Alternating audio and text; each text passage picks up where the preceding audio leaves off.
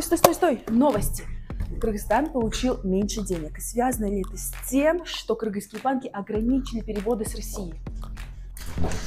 Напоминаю, что с 16 августа ряд крупных банков, в том числе и М-банк, сообщили о приостановке денежных средств из России.